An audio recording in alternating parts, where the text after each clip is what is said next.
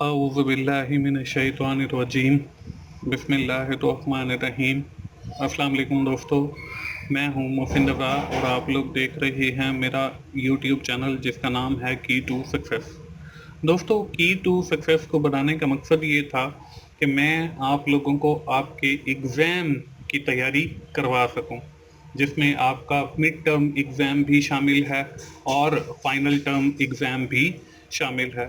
तो दोस्तों, आज की जो मेरी वीडियो है वो CF301 डेटा स्ट्रक्चर के हवाले से है और ये वीडियो जो है मैंने बनाई है आपके फाइनल टर्म के एग्ज़ाम की तैयारी के लिए। दोस्तों, इस वीडियो के अंदर मैं आप लोगों को 50 MCQ सॉल्व करवाऊंगा। ना सिर्फ सॉल्व करवाऊंगा बल्कि ये भी बताऊंगा कि ये मैंने कैसे सॉल्व किया है। उसके बाद आपके पेपर में इन में से तो कोई MCQ नहीं आएगा, लेकिन अगर इनसे रिलेटेड कोई और MCQ आपके पेपर में आता है तो आप बड़ी आसानी के साथ उसको सॉल्व कर सकते हैं और ये वीडियो आपको फाइनल टर्म की तैयारी में काफ़ी मददगार साबित होगी। तो मेरी तमाम दोस्तों से गुजारिश यही है कि जैसे मैंने ये मेहनत करके आप लोगों के लिए वीडियो बनाई है, तो आप भी इसी तरह मेहनत करके मेरी इस वीडियो को ना सिर्फ खुद देखें शुरू से लेकर आखिर तक, बल्कि अपने दोस्तों को भी शेयर करें जिनका ये सब्जेक्ट डेटा स्ट्रक्चर है, ताकि उनको भी फ़ायदा हासिल हो। तो चलिए दोस्तों, हम बढ़ते हैं अपनी इस वीडियो की तरफ और स्क्रीन के ऊपर आप लोगों को फर्स्ट क्वेश्चन नजर आ रहा है। If we have 100,000 set each containing a unique person, then which of the following relation would be true on each set? Reflexive है, सिमेट्रिक है, ट्रांजिटिव है और एसोसिएटिव है। दोस्तों, हमारे पास एक इक्वलेंस रिलेशनशिप होता है। उसके अंदर हमारे पास तीन किस्म के रिलेशनशिप हैं। एक उसके अंदर रिफ्लेक्सिव है। अब रिफ्लेक्सिव रिलेशनशिप क्या है? For all element x relationship F x और रिलेशनशिप एक्स के जो भी एलिमेंट है उसका उसी एलिमेंट के साथ जो है अगर रिलेशनशिप है तो उसको हम रिफ्लेक्सिव रिलेशनशिप कहते हैं।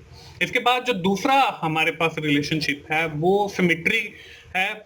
अब सिमेट्री रिलेशनशिप के अंदर क्या होता है? For all element X and Y X relationship Y if and only if Y relationship X, कि आपके पास अगर कोई एलिमेंट है तो उसका किसी दूसरे एलिमेंट के साथ अगर रिलेशनशिप है, यानी कि एक एलिमेंट आपके पास x है, दूसरा एलिमेंट जो है आपके पास y है, अगर उन दोनों का आपस में रिलेशनशिप है तो उसको हम सिमेट्री रिलेशनशिप कहेंगे।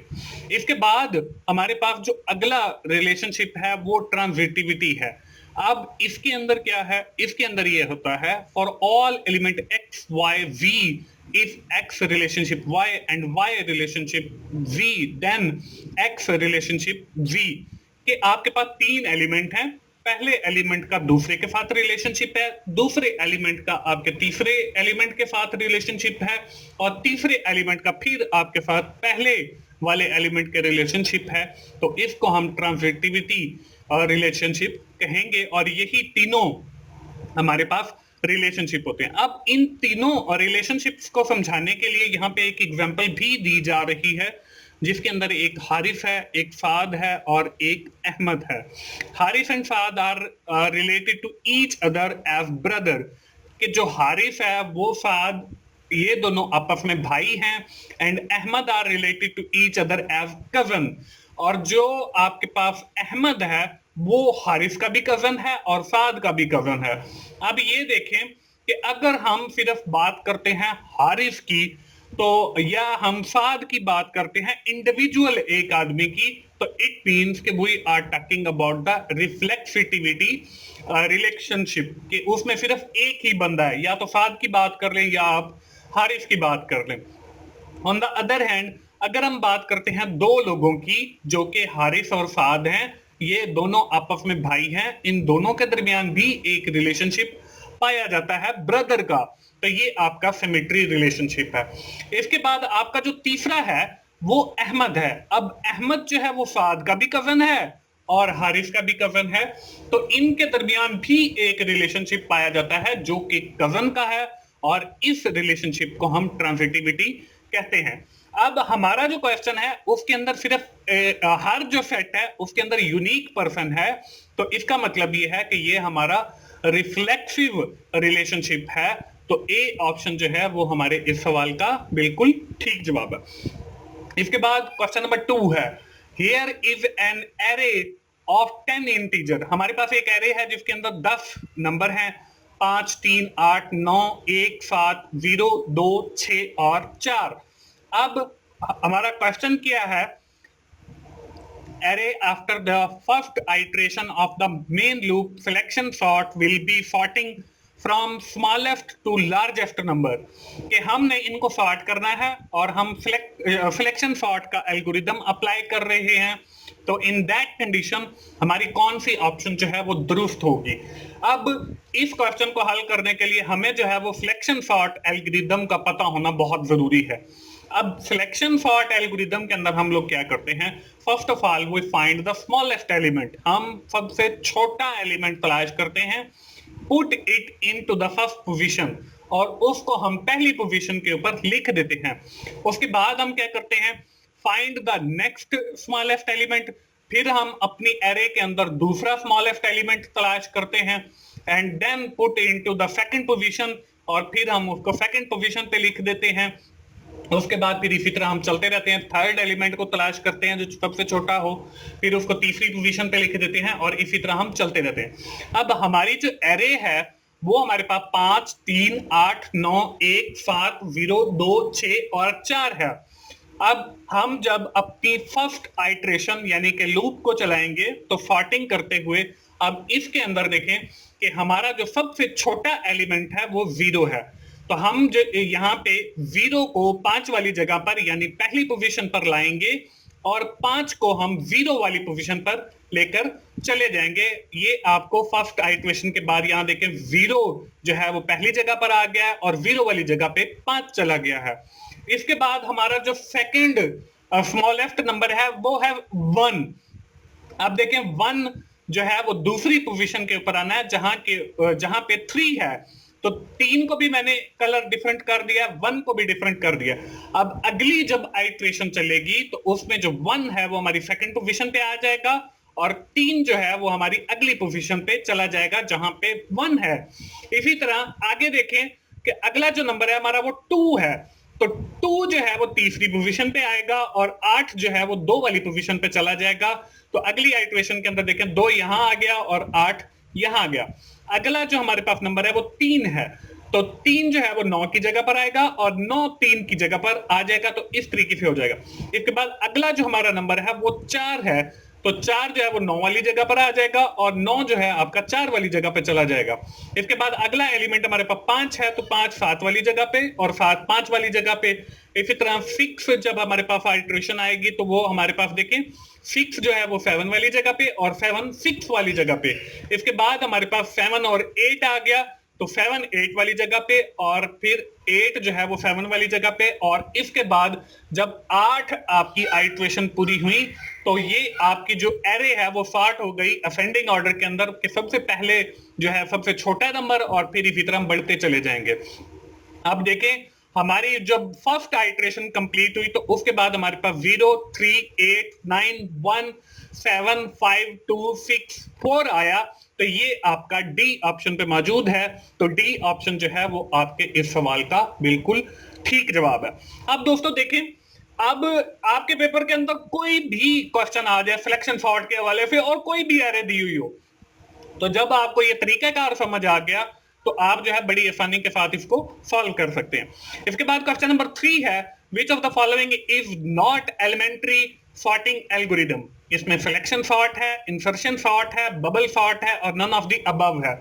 तो हमारे पास डिफरेंट किस्म के एल्गोरिदम होते हैं सॉर्टिंग के लिए भी। उसके अंदर एक कैटेगरी है एलिमेंट्री सॉर्टिंग एल्गोरिदम की, जिसके अंदर हमारे पास जो है 3 किस्म के एल्गोरिदम आते हैं। एक सिलेक्शन सॉर्ट आता है, एक इंसर्शन सॉर्ट आता है, एक बबल सॉर्ट आता है। तो सिलेक्शन सॉर्ट जो है पिछले क्वेश्चन के अंदर मैंने आपको सिखा दिया है। उसके बाद हमारी इंसर्शन सॉर्ट और बबल सॉर्ट रह जाती है। तो ये जो दोनों हैं इससे आगे हमारे इसी वीडियो के अंदर क्वेश्चन आएंगे और वहां पे मैं आपको इंसर्शन सॉर्ट और बबल सॉर्ट करना भी सिखाऊंगा। These algorithm have been put to the elementary because they are very simple. इनको एलिमेंट्री इसलिए कहा गया कि ये बिल्कुल सादा है। तो अब तीनों जो हैं वो हमारे एलिमेंट्री एल्गोरिदम है सॉर्टिंग के। तो नन ऑफ द अबव जो है आखिरी ऑप्शन वो हमारे इस सवाल का बिल्कुल ठीक जवाब आएगा। इसके बाद क्वेश्चन नंबर 4 है, here is an array of 4 integer 19, 12, 5 और 7 after the second iteration of the main loop insertion sort algorithm. अब देखें, पहले मैंने आपको वो सिलेक्शन सॉर्ट का सिखाया, अब जो है हमारे पास इंसर्शन सॉर्ट आ गया। तो ये भी मैं आप लोगों को सिखाऊंगा कि जब आपकी इंसर्शन सॉर्ट के अंदर सेकंड आइट्रेशन आएगी तो उसके बाद आपकी कौन सी एरे बन जाएगी। 4 ऑप्शन हमारे पास मौजूद हैं, ए, बी, सी और डी। अब यहां पे देखिए इंसर्शन सॉर्ट के अंदर क्या होता है, start by considering the first 2 element of the array data. हमने 2 एलिमेंट पहले एरे के लेने हैं।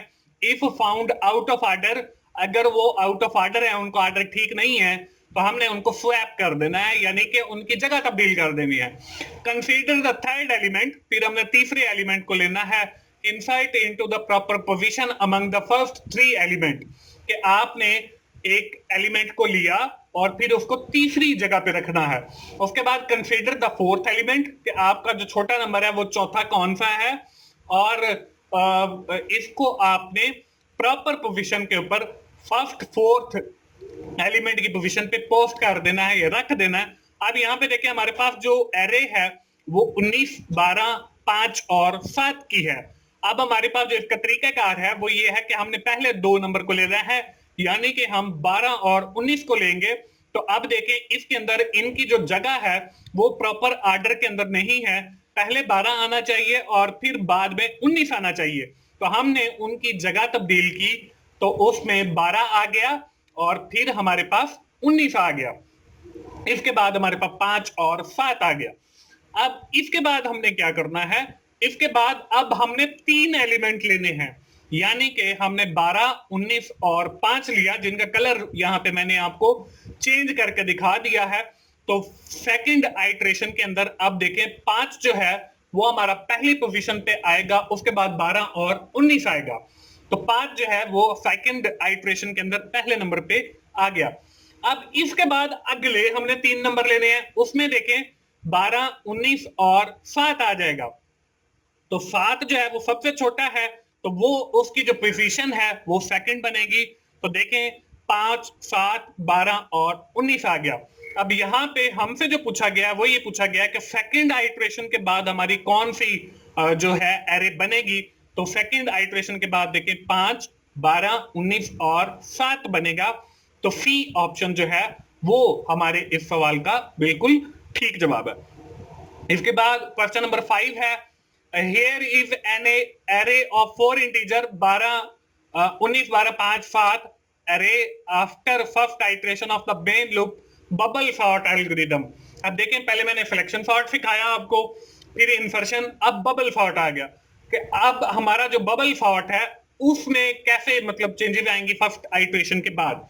बबल सॉर्ट क्या है, इसके अंदर हम क्या करते हैं, exchanging neighbouring item until the largest item reach at the end of array. हमने 2 एलिमेंट को लेना है, उनको एक्सचेंज कर देना है जब तक के हमारे पास आखिरी नंबर जो है वो बड़ा ना आ जाए। Repeat the above step for the rest of the array, और फिर हमने वो जो स्टेप है ऊपर वाला वो रिपीट करते चले जाना है जब तक हमारे पास जो एरे है वो सॉर्ट ना हो जाए।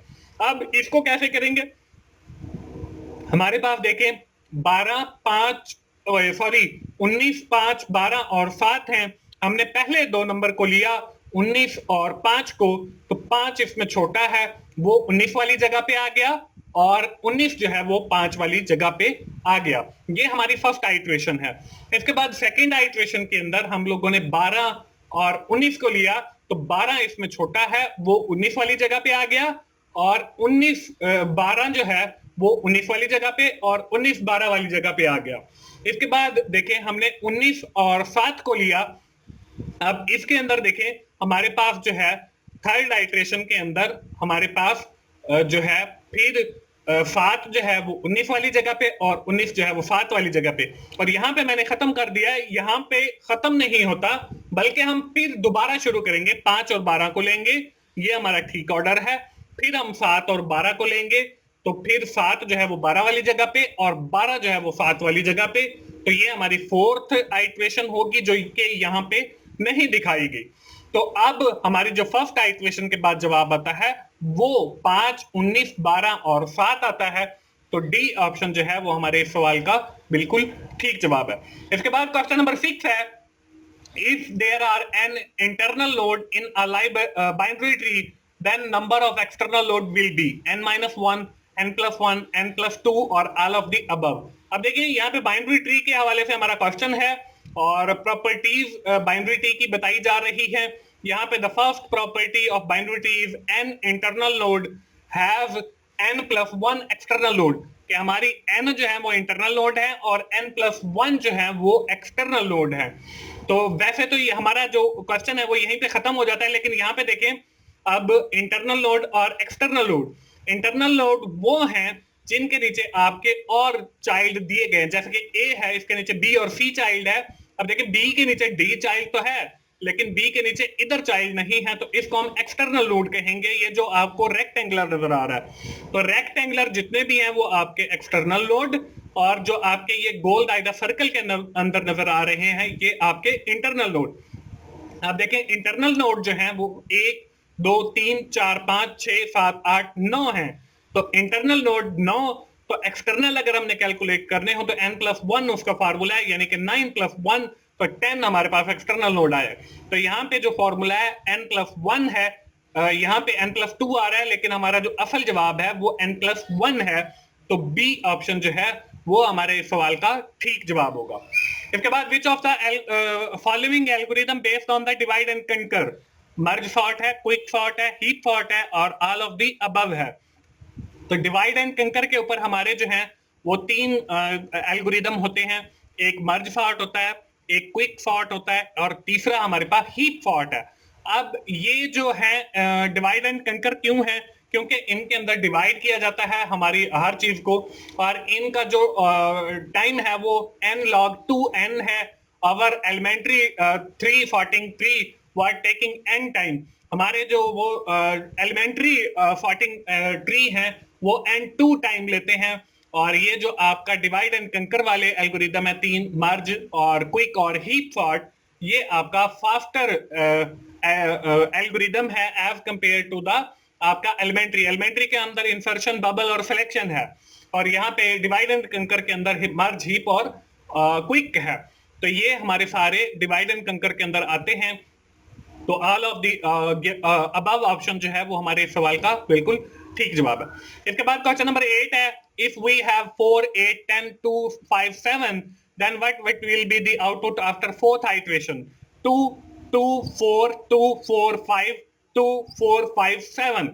और यहाँ पे हमारे पास जो है मर्ज सॉर्ट के हवाले से पूछा गया है, यहाँ पे क्वेश्चन के अंदर मर्ज सॉर्ट नहीं लिखा हुआ। then what will be the output after fourth iteration of merge sort? यहाँ पे मर्ज सॉर्ट आना है। तो मर्ज सॉर्ट के हवाले से merge sort is divide and conquer algorithm, it simplest the list of half, ये आपकी पूरी लिस्ट को 2 हिस्सों में तकसीम करता है। मर्ज सॉर्ट हैव 2 हाफ, 2 हिस्से बन जाते हैं। The merge 2 sorted have together, फिर हर हिस्से को जो है वो सॉर्ट किया जाता है और फिर उनको इकट्ठे किया जाता है।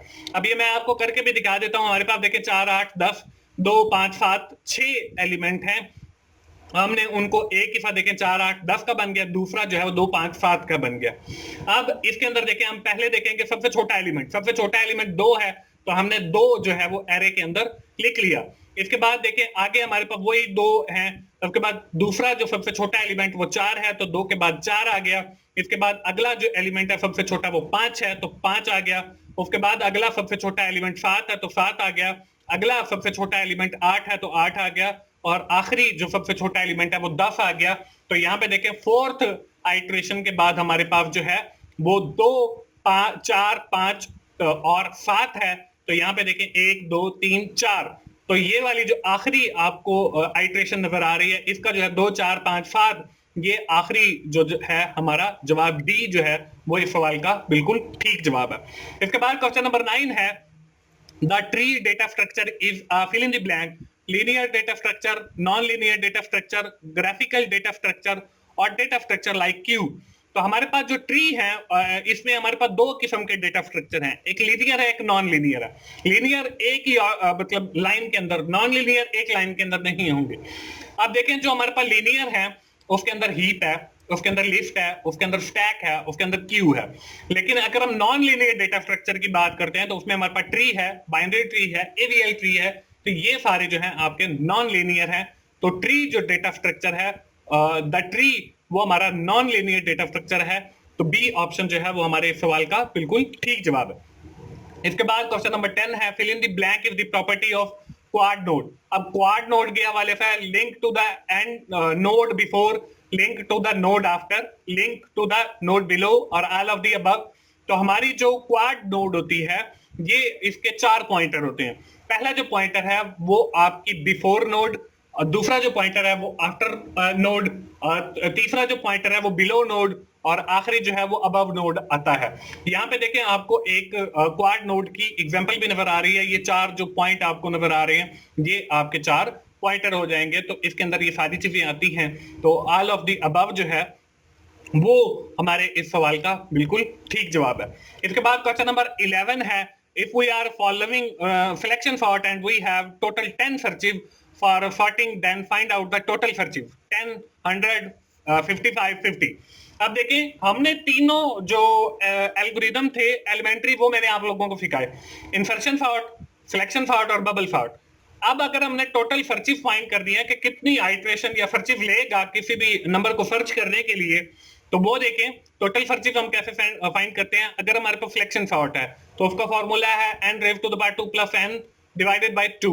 अगर हमारे पास इंसर्शन सॉर्ट है तो वो 2 plus n into n minus 1 divided by 2। अगर हमारे पास बबल सॉर्ट है तो n into 1 plus n divided by 2। अब यहाँ पे देखिए हमारे पास जो है वो सिलेक्शन सॉर्ट है और 10 सर्चिव हैं। तो n जो है वो देखें हमारे पास 10 आ गया, 10 raise to the power 2 plus n 10 आ गया डिवाइडेड बाय 2। तो 10 मल्टीप्लाई बाय 10 हमारे पास 100 आ गया प्लस 10 डिवाइडेड बाय 2। तो 110 हो गया डिवाइडेड बाय 2। तो 55 जो है वो हमारे पास जवाब आ गया। तो सी ऑप्शन के ऊपर 55 मौजूद है। तो सी ऑप्शन जो है वो हमारे सवाल का बिल्कुल ठीक जवाब है।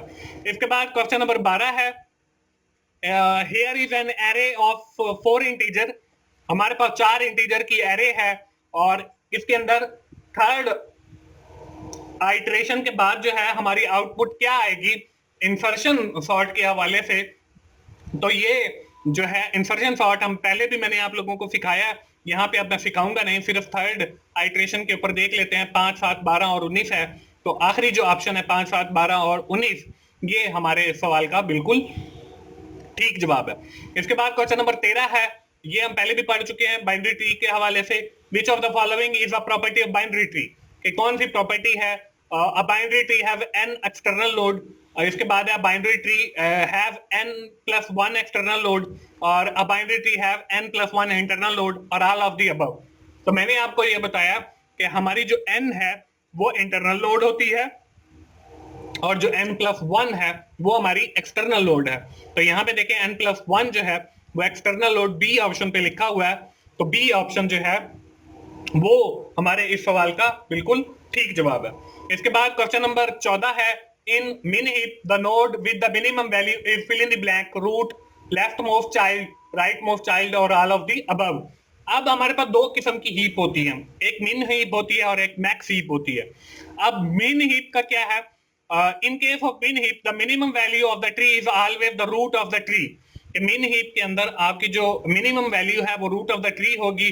on the other hand maximum heap the maximum value in the tree lies in the root node, और जो maximum है वो भी root node होगी। अब यहाँ पे देखें 13 और उसके बाद हमने जो है दो उसके चाइल्ड आ गए। यहाँ पे जो है एक एरे नजर आ रही है 13, 14, 16, 24, 21, 19, 35, 46 और 54।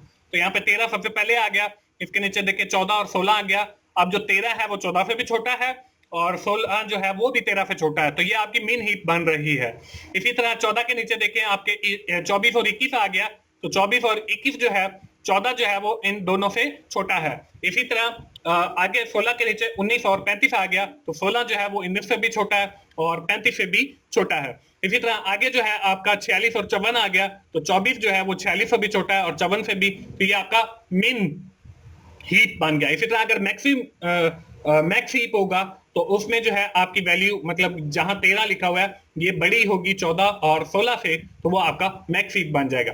और यहाँ पे आपकी जो मिनिमम वैल्यू है वो 13 है और ये आपकी रूट है, तो ए ऑप्शन जो है वो आपके इस सवाल का बिल्कुल ठीक जवाब है। इसके बाद क्वेश्चन नंबर 15 है, which of the following algorithm use n log two n time, इसमें मर्ज फॉर्ट है, क्विक फॉर्ट है, हीप फॉर्ट है और ऑल ऑफ द अबव है।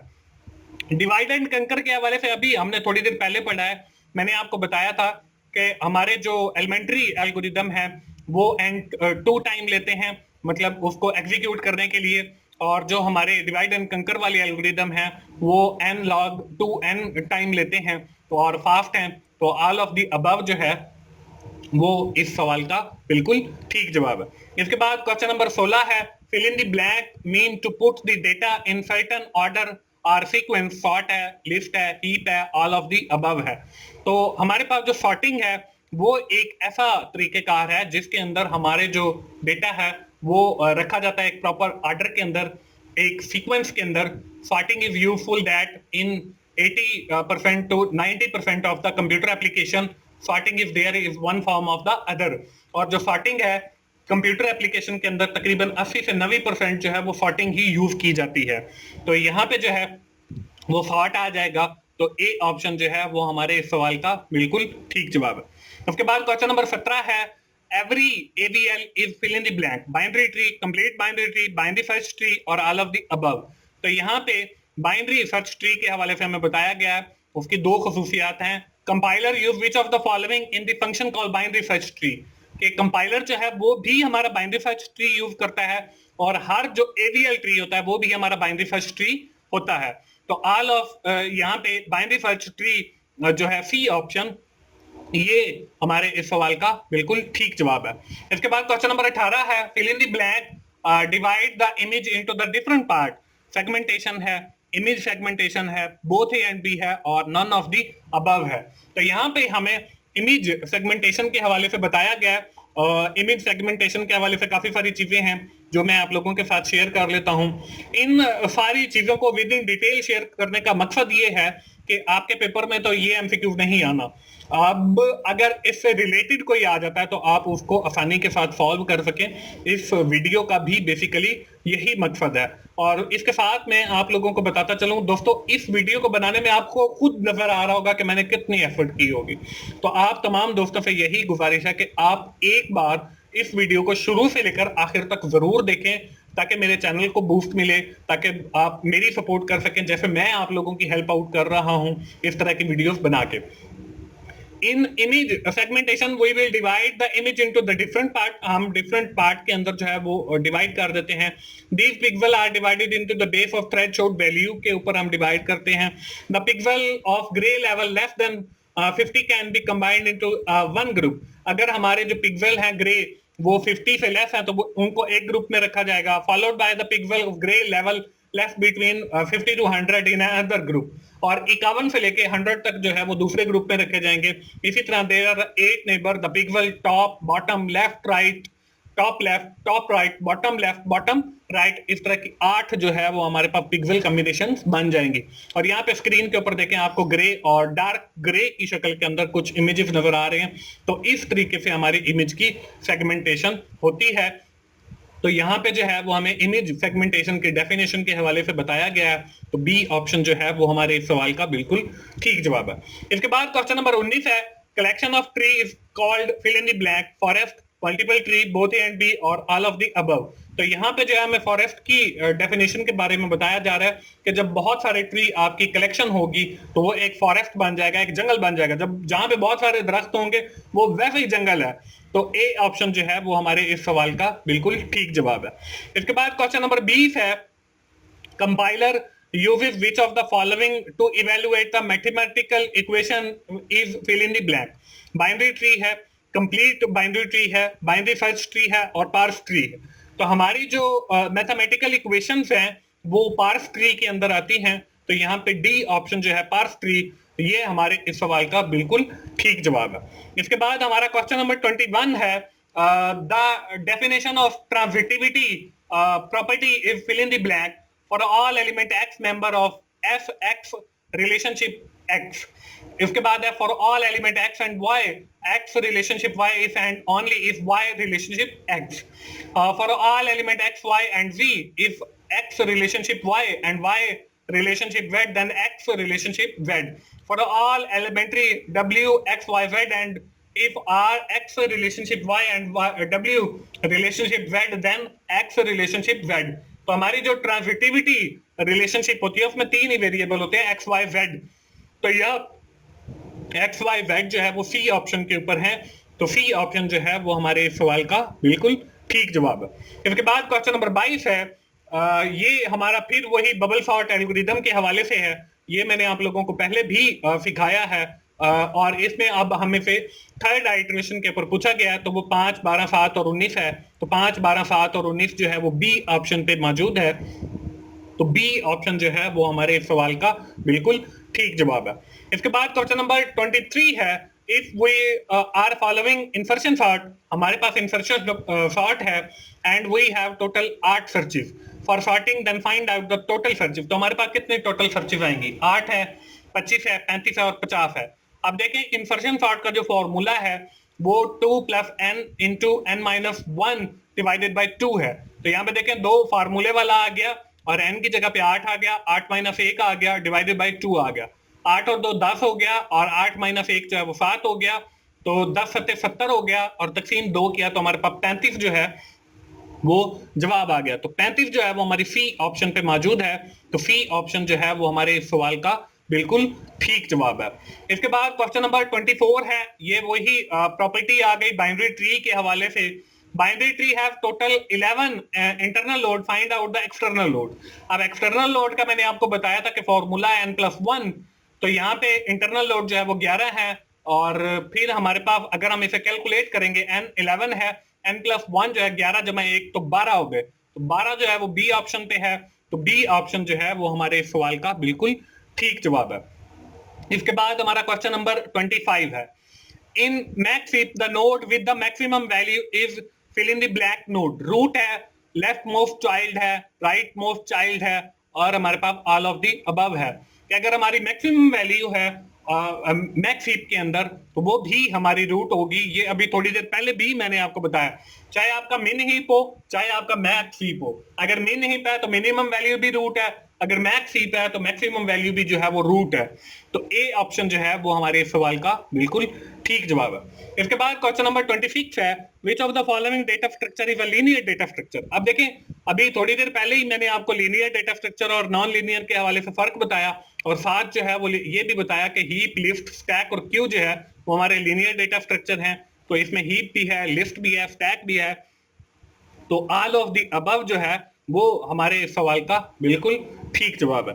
इसके बाद क्वेश्चन नंबर 27 है, we can not remove item randomly from fill in the blank. Stack है, लिस्ट है, लिंक लिस्ट है और एरे है। तो यहाँ पे जो है हम देख लेते हैं, स्टैक के हवाले से हमें दिया गया है। अब हमारे पास दो किस्म की जो है वो चीजें हैं, एक जिसके अंदर रैंडमली जो है आइटम को या तो ऐड किया जा सकता है या फिर रिमूव किया जा सकता है, और दूसरी जो चीज है वो ये है, दूसरा जो स्ट्रक्चर है उसके अंदर ये है कि हमारी जो चीजें हैं उनको रैंडमली ना तो रिमूव किया जा सकता है और ना ही उनके अंदर कोई ऐड की इंसर्शन की जा सकती है। तो इसमें हमारे पास list, link list, single link list, double link list, array और मल्टी डायमेंशनल एरे, ये हमारे पास सारे जो है ऐसा डेटा स्ट्रक्चर है जिसके अंदर रैंडमली जो है वो इंसर्शन भी की जा सकती है और डिलीशन भी की जा सकती है। लेकिन अगर हम देखें स्टैक और क्यू को, तो स्टैक और क्यू जो है वो दो हमारे पास ऐसे डेटा स्ट्रक्चर हैं जिनके अंदर ना तो रैंडमली इंसर्शन की जा सकती है और ना ही रैंडमली जो है वो डिलीशन की जा सकती है। तो स्टैक जो है वो हमारे पास ऐसा डेटा स्ट्रक्चर है, तो ए ऑप्शन जो है वो हमारे इस सवाल का बिल्कुल ठीक जवाब है। इसके बाद क्वेश्चन नंबर 28 है, compiler uses which of the following function calls is fill in the blank binary tree complete binary tree, binary first tree और ऑल ऑफ द अबव। ये भी मैंने अभी थोड़ी देर पहले आपको बताया कि कंपाइलर जो है वो हमारा बाइनरी सर्च ट्री यूज करता है। तो ये सी ऑप्शन जो है वो हमारे इस सवाल का बिल्कुल ठीक जवाब है। इसके बाद क्वेश्चन नंबर 29 है, a binary tree of n node have fill in the blank log 10n, log 2n, n log 2n और n raised to the power 2। अब यहाँ पे बाइनरी ट्री जो है वो binary tree of n node have log 2n, तो log 2n जो है वो हमारे बी ऑप्शन पे मौजूद है। तो बी ऑप्शन जो है वो हमारे इस सवाल का बिल्कुल ठीक जवाब है। इसके बाद क्वेश्चन नंबर 30 है, fill in the blank only remove item in reverse order as they were entered। कि जैसे आपने एंटर किए हैं वैसे आपके जो है वो रिमूव नहीं होंगे बल्कि रिवर्स होंगे, कि जो लास्ट में आइटम आया है वो सबसे पहले रिमूव होगा। इसमें हमारे पास जो ऑप्शन है वो स्टैक है, क्यू है, बोथ ऑफ दीज है और नन ऑफ द अबव है। तो हमारे पास जो स्टैक है वो एक ऐसा डेटा स्ट्रक्चर है जिसके अंदर जो आइटम एंटर किए जाते हैं, जिस सीक्वेंस के साथ एंटर किए जाते हैं, फिर उस सीक्वेंस के साथ उनको रिमूव नहीं किया जाता बल्कि जो लास्ट आइटम है उसको सबसे पहले रिमूव किया जाता है। तो स्टैक जो है ए ऑप्शन के ऊपर, ये ए ऑप्शन हमारे इस सवाल का बिल्कुल ठीक जवाब है। इसके बाद क्वेश्चन नंबर 31 है, which of the following algorithm is very simple for sorting. कि कौन सा एल्गोरिदम ऐसा है जो आपका सिंपल सॉर्टिंग के लिए एल्गोरिदम यूज किया जाता है। इसमें सिलेक्शन सॉर्ट है, इसमें इंसर्शन सॉर्ट है, इसमें बबल सॉर्ट है और ऑल ऑफ द अबव है। आज की ही इस वीडियो के अंदर हमने पढ़ा है कि जो हमारे सिंपल एल्गोरिदम है वो सिलेक्शन सॉर्ट है, इंसर्शन सॉर्ट है और बबल सॉर्ट है। और ये ऑल ऑफ द अबव जो है ये इस सवाल का बिल्कुल ठीक जवाब है और मैंने आपको ये तीनों सिखाए भी हैं आज की ही इसी वीडियो के अंदर, इंसर्शन सॉर्ट भी, बबल सॉर्ट भी और सिलेक्शन सॉर्ट भी। दोस्तों मेरी तमाम दोस्तों से यही गुजारिश है कि इस वीडियो को बड़ी मेहनत के साथ मैंने बनाया है, तो आप भी पूरी मेहनत के साथ एटलीस्ट वन टाइम जरूर देखें ताकि मुझे भी कोई आप लोगों से फायदा हासिल हो और मैं इसी तरह आप लोगों के लिए वीडियोस बनाता रहूं। और मेरी तमाम दोस्तों से ये भी गुजारिश है कि जिन दोस्तों के आगे दोस्तों का फर्दर ये सब्जेक्ट है तो वो अपने दोस्तों को ये शेयर करें ताकि उन्हें भी फाइनल की तैयारी में ये वीडियो हेल्प करे। और इंशाल्लाह जो दोस्त इस वीडियो को देख रहे हैं और शुरू से मेरे साथ जुड़े हुए हैं और देखते आ रहे हैं उनको इंशाल्लाह जरूर फायदा होगा और यकीनन कुछ ना कुछ सीखने का भी मौका मिलेगा, क्योंकि इस वीडियो के अंदर जो है आपके जो 23 से लेकर 45 तक लेक्चर हैं मैंने उन सारे लेक्चर्स को कवर किया, हर चैप्टर को टच किया, हर चैप्टर में से एक एमसीक्यूज उठाया। क्वेश्चन नंबर 32 है, which of the following formula is used to calculate the total number of link in a binary tree. n-1 है, n+1 है, 2n है और ऑल ऑफ द अबव है। तो यहाँ पे हमने पहले भी पढ़ा है कि जो है हमारा n+1 ये हमारा फॉर्मूला यूज किया जाता है कैलकुलेट करने के लिए और 2n जो है वो फॉर्मूला यूज किया जाता है total number of links calculate करने के लिए। यहाँ पे देखें अब इंटरनल लिंक, ये जहां पे एरो नजर आ रहे हैं ये हमारे इंटरनल लिंक है जो इंटरनल नोड है। जो एक्सटर्नल नोड है, इंटरनल नोड और एक्सटर्नल नोड आज की इसी वीडियो के अंदर मैंने बताया, तो जो एक्सटर्नल नोड है उनके साथ जो लिंक है उनको एक्सटर्नल नोड कहेंगे। तो इंटरनल नोड जो है वो n है तो वो हमारे पास 8 आ गई। एक्सटर्नल नोड कैलकुलेट करने का जो फॉर्मूला है वो 2n है, तो n जो है वो हमारे पास 8 है। तो यहाँ पे सॉरी 9 है, तो 9 मल्टीप्लाई बाई 2 जो है वो 18 आ जाएगा। तो आप देखें इंटरनल नोड और एक्सटर्नल नोड को अगर हम जमा करते हैं 8 और 10 को तो वो भी 18 बनता है और अगर हम फार्मूले के जरिए 2n के जरिए कैलकुलेट करते हैं तो वो भी 18 आता है। तो सी ऑप्शन जो है वो हमारे इस सवाल का बिल्कुल ठीक जवाब है। इसके बाद क्वेश्चन नंबर 33 है, which of the following can not be max heap. Max heap नहीं है।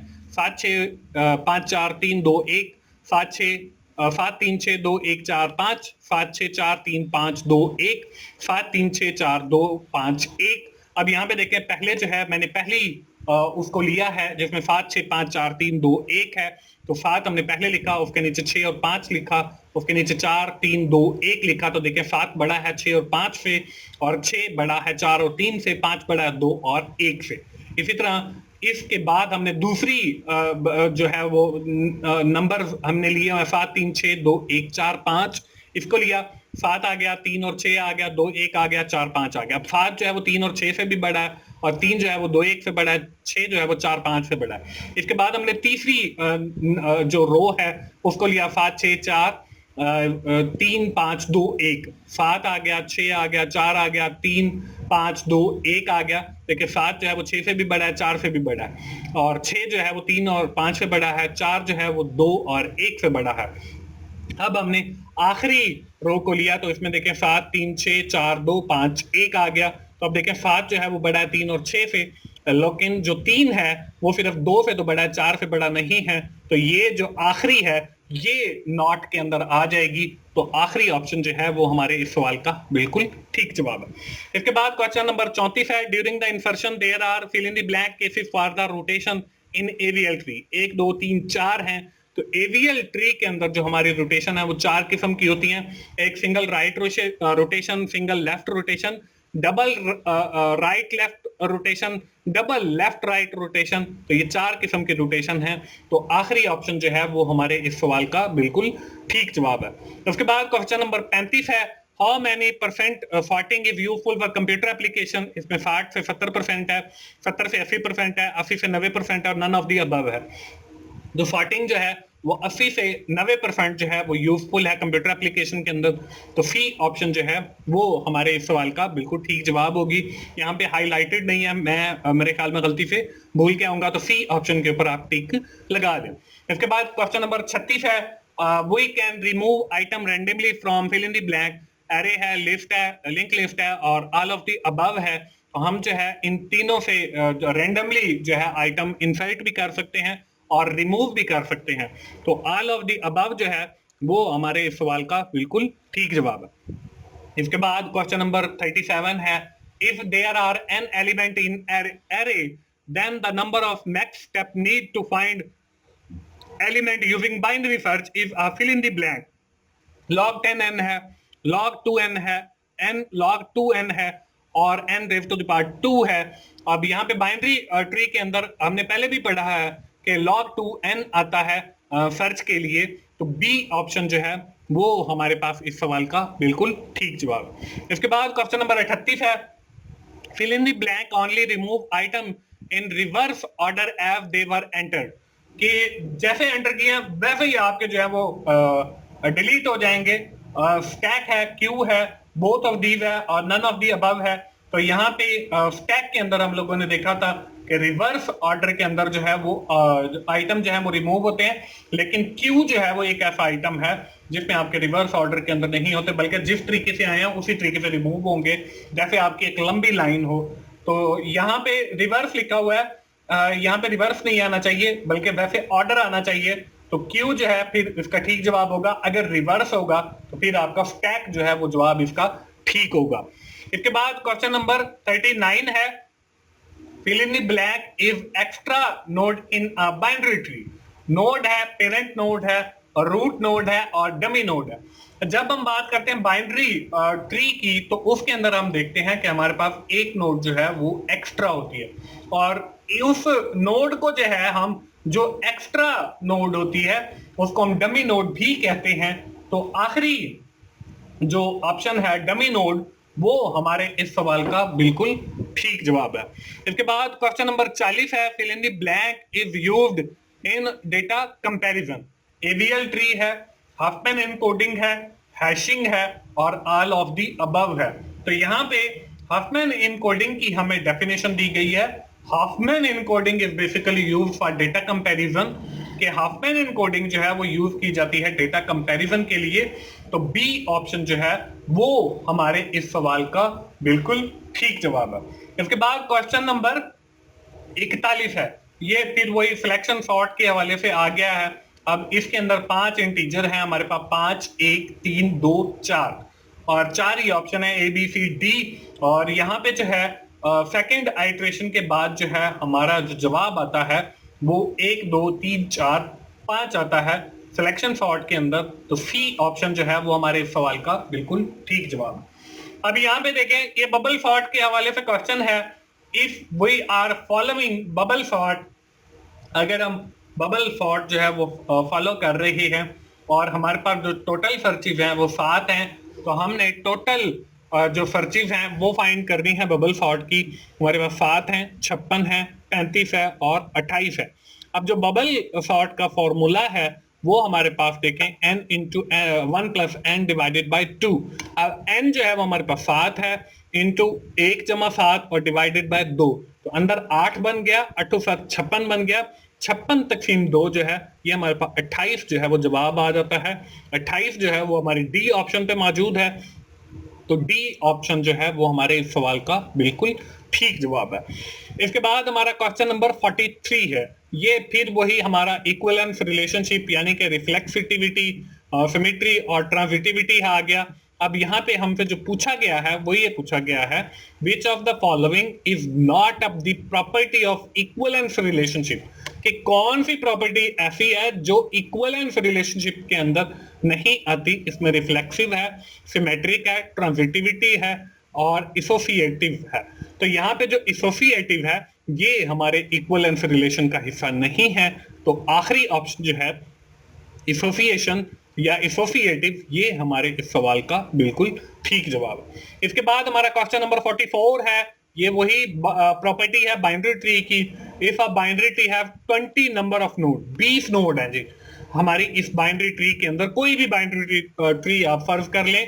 Find out the total number of links set in the binary tree. हमारे उस ट्री के अंदर जो है वो कितने नंबर ऑफ लिंक्स होंगे, 20 होंगे, 19 होंगे, 40 होंगे या 21 होंगे। अब हमारे पास जो फॉर्मूला है वो 2n है, टोटल लिंक्स फाइंड करने का।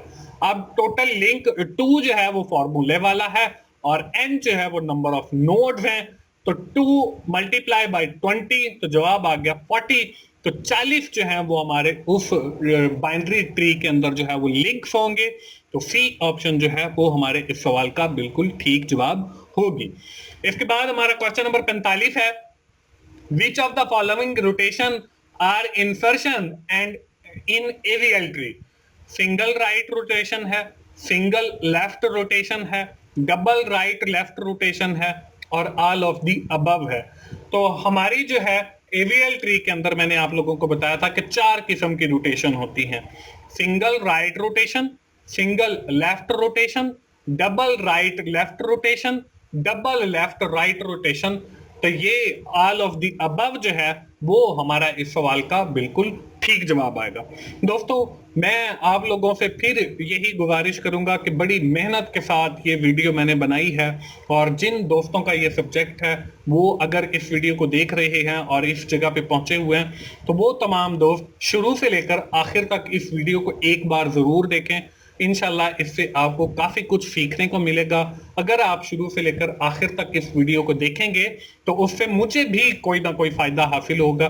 तो जैसे मैंने आप लोगों के लिए मेहनत करके ये वीडियो बनाई है, तो इसी तरह आप भी मेहनत के साथ एक बार इसको शुरू से लेकर आखिर तक जरूर देखें। इंशाल्लाह इससे आपको फाइनल टर्म की तैयारी में काफी हेल्प मिलेगी। उसके बाद क्वेश्चन नंबर 46 है, we can not remove item randomly from fill in the blank. कि कौन सा डेटा स्ट्रक्चर ऐसा है जिससे हम रैंडमली जो आइटम है उनको रिमूव नहीं कर सकते। इसमें स्टैक है, इसमें लिस्ट है, उसमें लिंक लिस्ट है और एरे है। तो हमारे पास जो स्टैक और क्यू है ये एक ऐसा डेटा स्ट्रक्चर है जिसके अंदर हम लोग रैंडमली जो है ना तो आइटम को इंसर्ट कर सकते हैं और ना ही रिमूव कर सकते हैं। तो ए ऑप्शन जो है वो हमारे इस सवाल का बिल्कुल ठीक जवाब। इसके बाद क्वेश्चन नंबर 47 है, ये फिर वही हमारा प्रॉपर्टी आ गई बाइनरी ट्री की।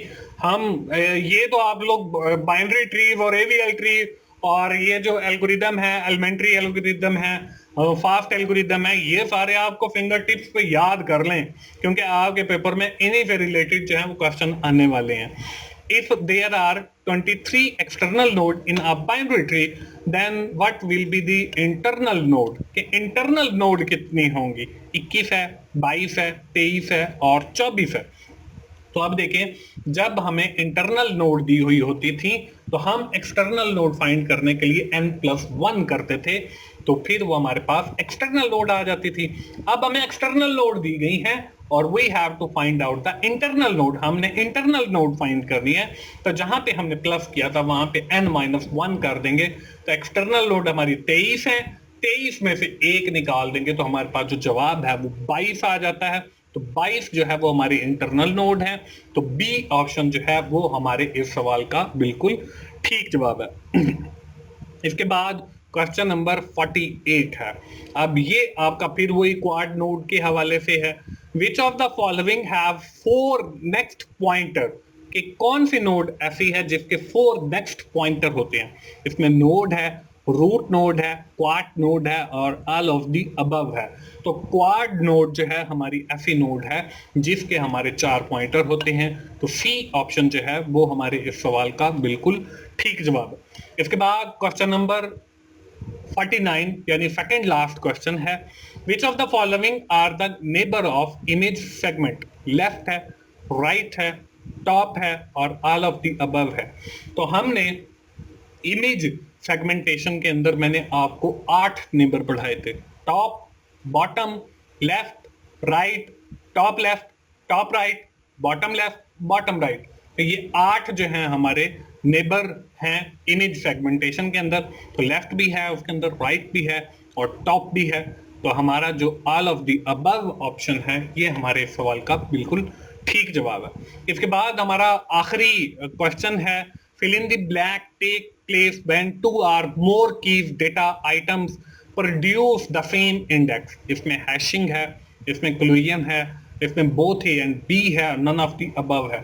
तो आप ये बात याद रखें कि जब दो चीजों का तसादुम आ जाए तो उसको हम क्लूजन कहते हैं। और यहाँ पे भी सेम वही है कि दो जो कीज हैं उनके दरमियान जो है वो क्लूजन आ गया है और उससे सेम इंडेक्स जो है वो प्रोड्यूस हुआ है। तो क्लूजन बी ऑप्शन जो है वो हमारे इस सवाल का बिल्कुल ठीक जवाब है। दोस्तों ये थी हमारी आज की वीडियो डेटा स्ट्रक्चर के हवाले से। मुझे उम्मीद है कि आप लोगों को इस सब्जेक्ट को सीखने में काफ़ी मदद मिली होगी। मेरी तमाम दोस्तों से गुजारिश है, जिन दोस्तों ने अभी तक मेरा चैनल सब्सक्राइब नहीं किया वो जल्दी से मेरा चैनल सब्सक्राइब कर लें ताकि मेरी हर आने वाली वीडियो आप लोगों तक पहुंच सके और आप उससे सीख सकें। दोस्तों मिलते हैं अगली किसी वीडियो के साथ जो आपको एग्जाम की तैयारी में काफ़ी हेल्पफुल होगी। उस वक्त तक के लिए मोहसिन भाई को इजाज़त दीजिए। थैंक यू वेरी मच दोस्तों। अल्लाह हाफिज़।